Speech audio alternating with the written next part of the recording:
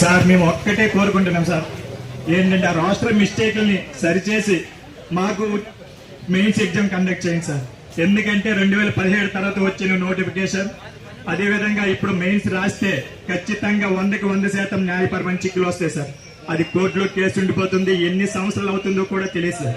పొరపాటున రేపు ఎగ్జామ్ పెట్టినా సరే ఎగ్జామ్ ఖచ్చితంగా రాసిన రద్దు అయిపోతుందనే విషయం ప్రతి ఒక్కరి గుండెల్లో నానుతుంది సార్.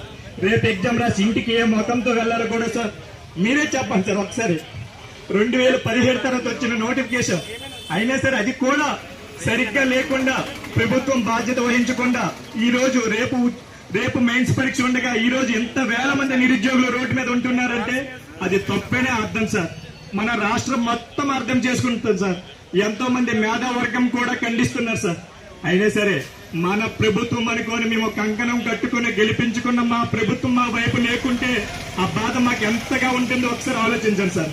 మేము కోరేది ఒక్కటే, మేము ఎగ్జామ్ పెట్టకూడదని చెప్పట్లేదు సార్.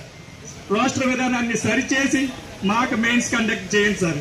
ఎందుకంటే జీవో నెంబర్ 77 ప్రకారం చూసుకుంటే, సుప్రీంకోర్టు గైడ్ లైన్స్ ప్రకారం చూసుకుంటే వన్స్ నోటిఫికేషన్ వచ్చాక రాష్ట్రంలో మిస్టేక్లు ఏమైనా చేస్తే మెయిన్స్ ఎగ్జామ్ తర్వాత అది ఖచ్చితంగా రద్దు అయిపోతుంది సార్.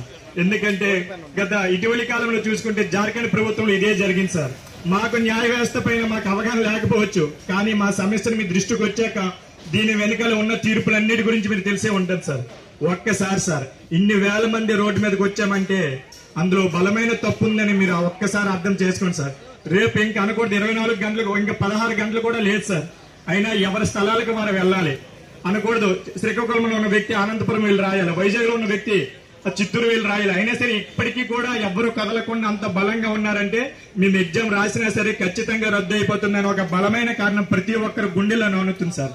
అయినా మేము 20 రోజుల నుండి మాది ఒకటే ప్రశ్న సార్, నిజంగా రాష్ట్ర విధానంలో తప్పులు లేకుంటే ఎందుకు సార్ ఏపీఎస్సీ ముందు మాకు ప్రెస్ మీట్ పెట్టేసి ఎందులో భయం లేదు, మీకు మేము భరోసా ఉన్నాం మనకి ఎందుకు సార్ ప్రెస్ మీట్ పెట్టలేదు?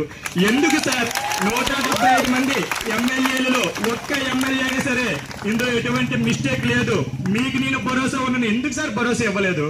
ఆ ఎమ్మెల్సీలలో అయినా సరే ఎవ్వరు కూడా మాకు ఒక్క ప్రభుత్వ ప్రతినిధి కూడా ప్రెస్ మీట్ పెట్టేసి మాకు ఎందుకు సార్ భరోసా ఇవ్వలేదు?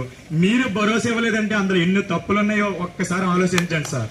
సార్ అందరి ఈ 92,250 మంది యొక్క ఆవేదన ఏంటంటే మేము కలిసి కొట్టుగా ఎన్నుకున్న ప్రభుత్వం కూడా మా వెనకాల లేదంటే ఇంకెవరు ఉన్నారు సార్? ఒక్కసారి ఆలోచించండి సార్.